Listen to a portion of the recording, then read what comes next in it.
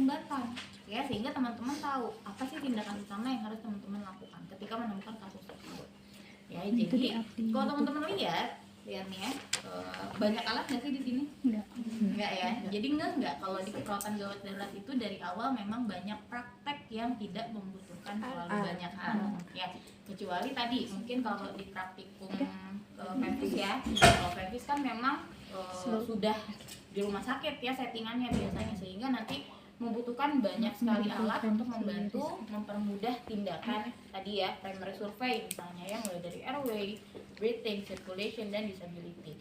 Nah, sisanya itu adalah tindakan-tindakan yang bisa teman-teman lakukan tanpa harus ada alat ya. Jadi kalau saya bilang ke teman-teman, keperawatan gawat darurat ini adalah yang dibutuhkan teman-teman tahu dan paham ya tekniknya seperti apa, teman-teman punya skill untuk melakukan tindakan tersebut ya, seperti yang akan kita praktekkan hari ini. Jadi hari ini lebih ke arah teman-teman tahu kasus tersedak beresiko nggak sih, kasus tersedak beresiko kalau tidak segera ditangani ya, sehingga kasus-kasus gawatan seperti tersedak ini menjadi kasus yang harus diperhatikan.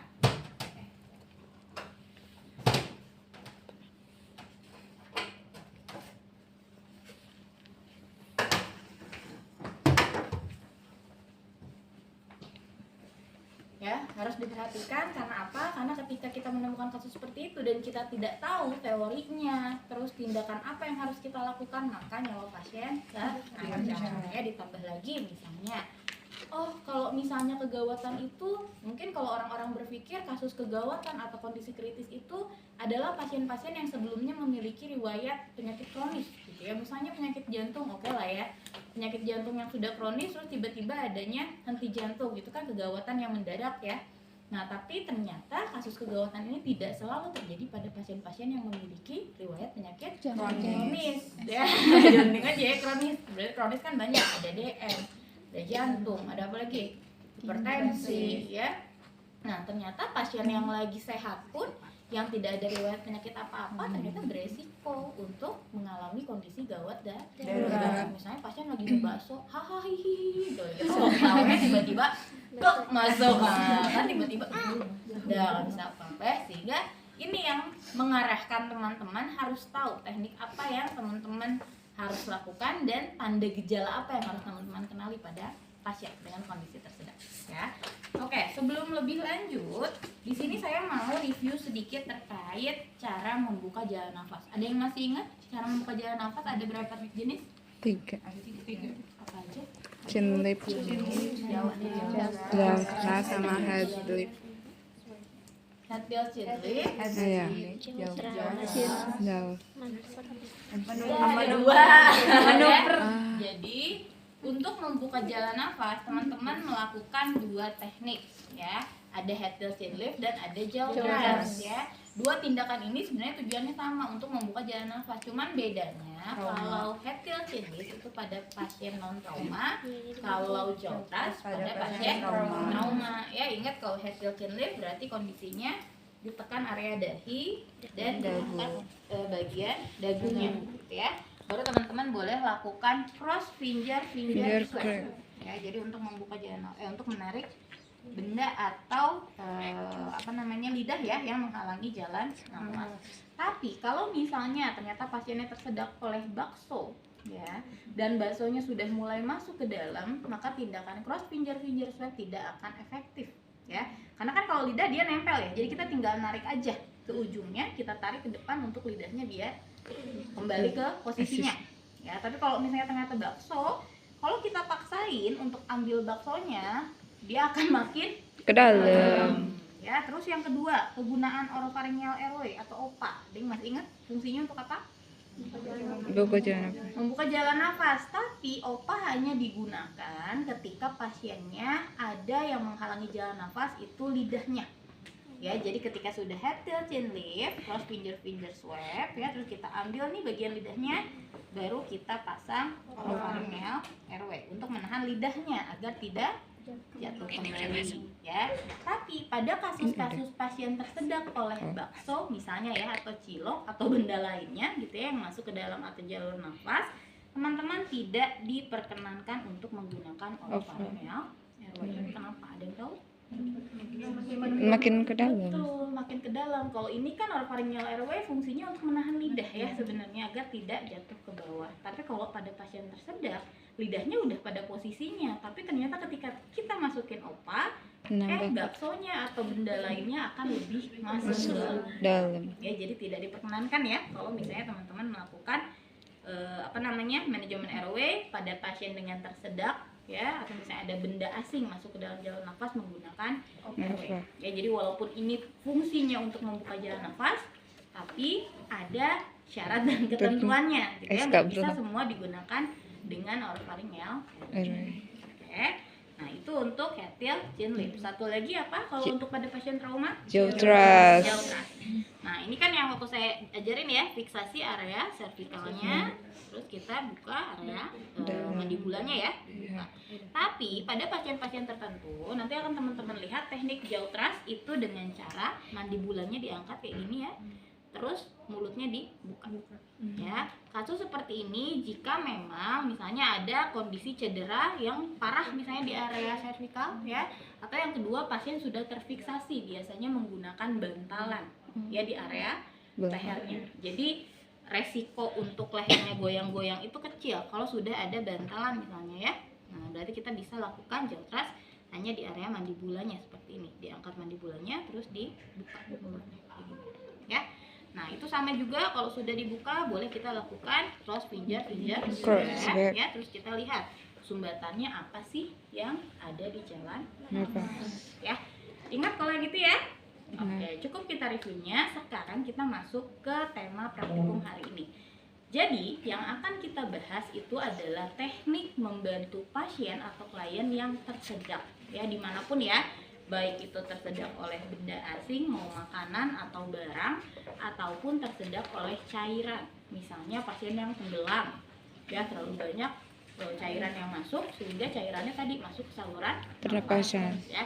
Di sini kita akan belajar dua teknik ya, atau misalnya kita sebut tindakan membantu membebaskan jalan nafas itu dengan teknik Heimlich maneuver ya. Tapi Heimlich maneuver ini dibagi menjadi dua bagian lagi. Ada abdominal thrust dan ada chest thrust ya, abdominal thrust dan juga chest thrust. Nah, kita akan belajar satu persatu mulai dari abdominal thrust ya. Coba kita view biar nggak ada yang kehalangin di sini. Nah, ini ya, saya boleh minjem satu orang yang seperti ini. Kamila tiba-tiba kan tadi kita udah bahas nih. Saya tanya dulu. Tanda gejala pasien dengan kondisi ada sumbatan jalan nafas tadi apa aja? Cyanosis. Sesak. Suara ada suara tambahan. Nah, suara nafas ini tergantung ya teman-teman. Tersedak itu ada dua tipe.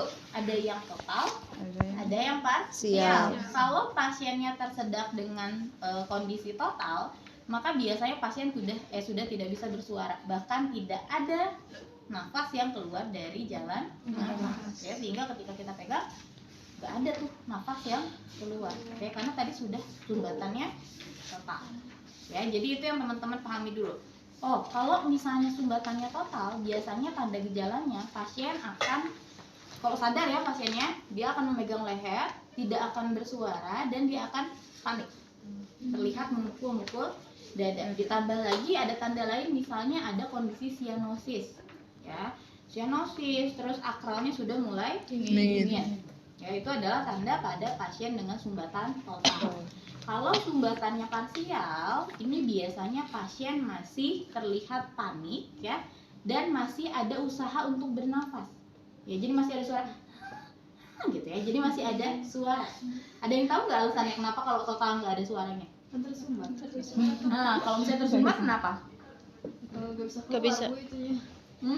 Nggak ada jalan buat nafasnya, susah. Hubungannya sama apa kalau suara?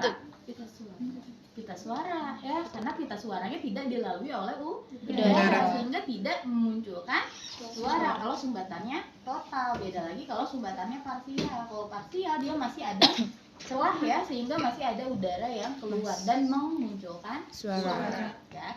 Nah, tadi kalau parsial biasanya pasiennya sama panik ya, tapi masih ada usaha nafas ya, walaupun agak sulit untuk bernafas, misalnya dengan bantuan otot nafas tambahan, misalnya walaupun masih ada suaranya gitu ya. Nah, ditambah ada juga tanda-tanda mulai dari akralnya dingin ya, walaupun tidak langsung sianosis, biasanya kalau parsial ya, nggak separah yang total. Nah, ini yang harus teman-teman pahami. Nanti kalau misalnya menemukan kasus seperti itu, teman-teman harus bisa mengkaji dengan cepat. Jangan sampai gini, misalnya Kamila tersedak, kita lagi makan bakso rame-rame gitu ya, terus tiba-tiba dia berdiri, megang leher gitu ya, terus gini-gini. Nah, kita misalnya teman-teman lagi bakso, terus tiba-tiba saya datang karena mau bantu gitu ya. Jangan sampai ketika teman-teman mau bantu, itu identifikasi dulu. Ibu siapa namanya? Kenapa? Nah, kan jangankan untuk menjawab, pasti Kenapa sakit susu? bisa gitu ya.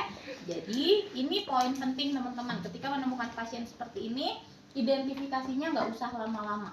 Ya, cukup langsung lakukan tindakan. Caranya seperti apa? Yang pertama, kita bahas abdominal thrust. Abdominal thrust ini posisinya penolong ada tepat di belakang pasien, sejajar dengan tubuh pasien. Ya. Yang kedua, ketika pasien kakinya masih nempel kayak gini, kita bantu untuk membuka. Bu, dilemesin badannya. Nah, terus tangan pasien kita angkat seperti ini, ya. Terus posisi kita memeluk pasien, ya. Memeluk tangannya itu yang satu mengepal, yang satu nutup kayak gini. Ya. Kita pegang. Posisinya di mana? Ada yang tahu?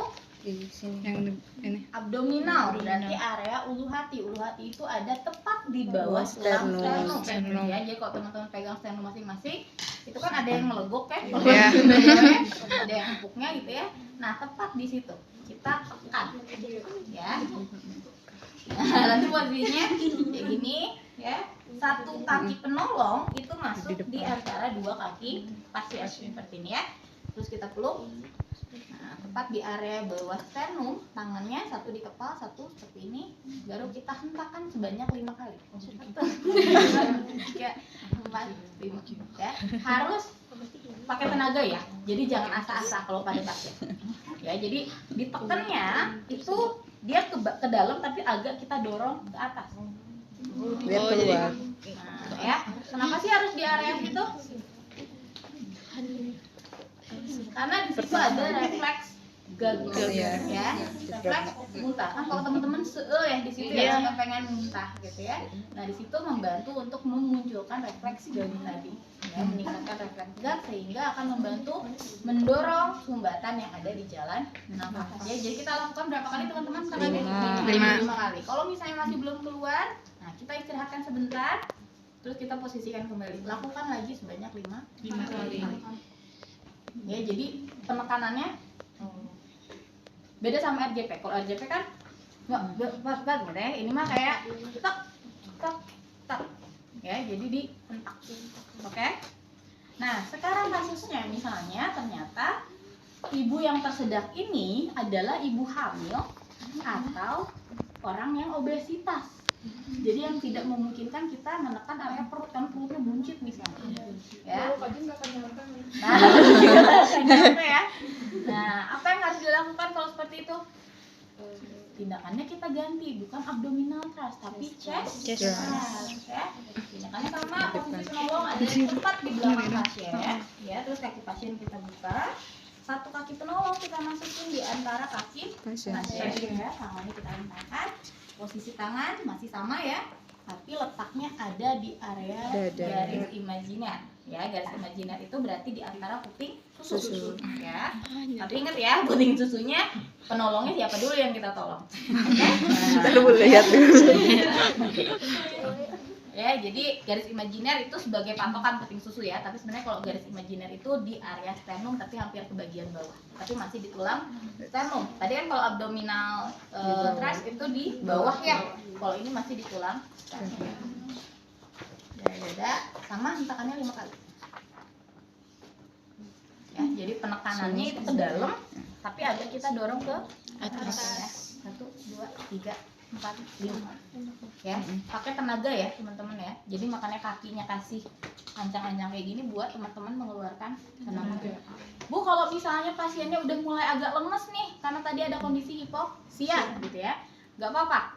Kalau pasiennya masih bisa berdiri, kita berdirikan pasien walaupun dalam kondisinya lemas, pasiennya agak nunduk kayak gini nggak masalah, tetap kita lakukan. Jadi pasiennya nggak harus tegak seperti ini ya. Jadi kalau agak nunduk ini nggak apa-apa, tapi posisi kita berarti penekanannya agak ke atas, ya, karena posisi pasien sudah mulai turun. Oke, kebayang ya? Nah, sekarang kita masuk pada kondisi pasiennya tidak sadar. Ini kan tadi pasien sadar ya? Pasien sadar udah saya jelaskan ya, tanda gejalanya. Yang sumbatan parsial seperti apa, yang sumbatan total seperti apa. Nah, sekarang kita akan membahas pada pasien yang tidak sadar. Thank you, Kamila. Tidak sadar, ini kan misalnya tiba-tiba pasiennya tersedak langsung pingsan atau tidak sadar. Di situ kan nanti kita dapat informasi nih dari orang sekitarnya. Beda sama pasien dengan henti jantung. Biasanya pasien henti jantung keluhannya apa sih? Ketika kita tanya misalnya kenapa ini pingsan misalnya ya, biasanya kalau henti jantung orang-orang di sekitarnya bilang tadi mengeluh nyeri dada misalnya, terus tiba-tiba pingsan. Nah, kasus ini misalnya tadi lagi makan bakso, habis itu tiba-tiba megang leher terus pingsan gitu ya. Nah, maka di situ kita tahu bahwa pasien ada kondisi tersedak, ditambah adanya tadi hipoksia, akralnya sudah mulai dingin. Caranya, kalau teman-teman mau melakukan tindakan pada pasien tidak sadar, ini masih sama ya, tindakannya abdominal ya. Kita identifikasi, kalau sudah diidentifikasi, baru kita siap-siap melakukan tindakan abdominal thrust dengan cara kita naik ke atas tubuh pasien ya. Kalau RJP kan kita posisinya di samping ya. Nah, kalau ini kita naik ke atas tubuh pasien kayak gini. Jadi pahanya pasien itu kita kepit. Ya, jadi bukan dari samping tapi dari atas seperti ini. Ya. Tangannya bisa kita kesampingkan atau bisa ke atas tas. Ya, kan kalau nggak sadar bisa tinggal kita atur aja gitu ya. Tapi yang pasti posisi kita ada tepat di atas pasien. Nah, tindakan selanjutnya baru kita tentukan arah bagian mana yang mau kita hentak.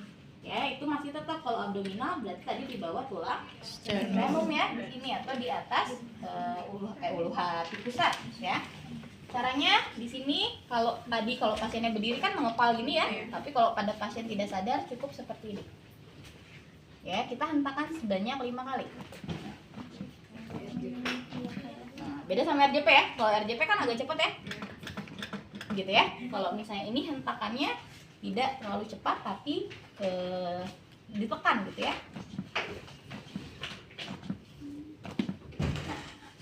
Nah, ini ada pertanyaan dari kelompok yang sebelumnya. Bu, kalau misalnya sudah dihentak atau sudah kita lakukan abdominal thrust, ternyata sumbatannya nggak ngaceleng gitu ya. Istilahnya bukan nggak ngaceleng karena posisinya dia tidur. Jadi agak berat tekanan untuk keluar. Beda sama yang sadar ya, dia akan lebih mudah. Nah, kalau pasien tidak sadar, ini sambil kita observasi. Biasanya ketika sudah ada penekanan, sumbatannya akan mulai naik ke atas.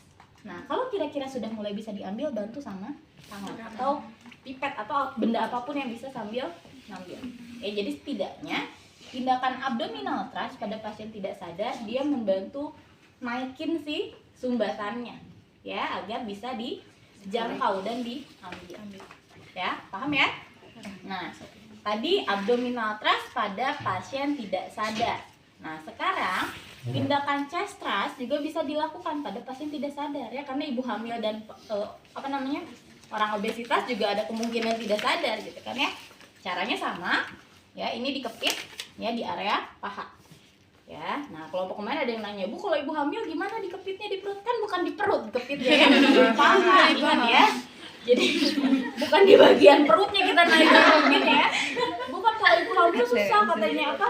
Perutnya besar, jadi kita nggak mungkin naik ke atas. Kita di bagian paha ya teman-teman ya, bukan di area perut. Jadi hanya di bagian bawah.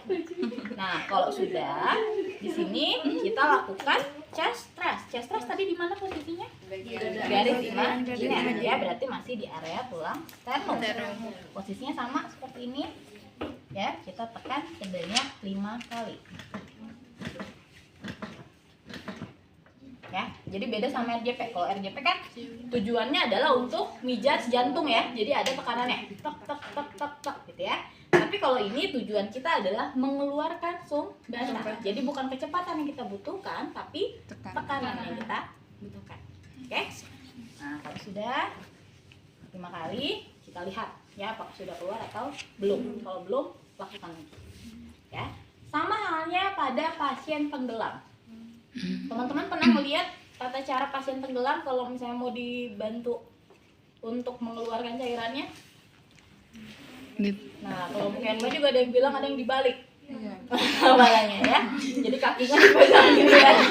Iya sih, ya logikanya memang kayak gitu, kayak di botol, tapi tubuh manusia kan bukan botol ya. Ketika dibalikin bukan keluar, tapi bisa jadi cairannya malah masuk ke organ yang lain gitu kan ya. Jadi sama kalau misalnya pasien tenggelam, caranya diangkat dulu atau diambil dulu ke area yang lurus dan keras ya, datar dan keras. Kalau sudah, di sini teman-teman lakukan tindakan sesuai dengan kondisi pasien. Kalau pasiennya tidak hamil dan tidak obesitas, maka lakukan abdominal thrust. Tapi kalau pasiennya hamil atau misalnya pasiennya obesitas, maka dilakukan chest thrust ya. Berarti ini kalau pasien nggak hamil, ya sama lakukannya abdominal thrust ya. Nah, nanti biasanya akan ada refleks batuk ya, sampai si airnya atau tadi cairan yang masuk banyak itu akan keluar. Nah, kalau keluar jangan lupa teman-teman langsung posisi miringkan pasien ya, jangan sampai udah keluar masuk lagi jadi inspirasi gitu ya. Jadi kalau udah mulai keluar, miringkan kepala pasien ya, biasanya sudah mulai ada refleks batuk dan pasien sudah mulai sadar. Kebayang? Ya, jadi nanti kalau misalnya teman-teman di kelas kita menemukan kasus seperti itu, teman-teman sudah tahu teorinya seperti apa dan tekniknya seperti apa ya.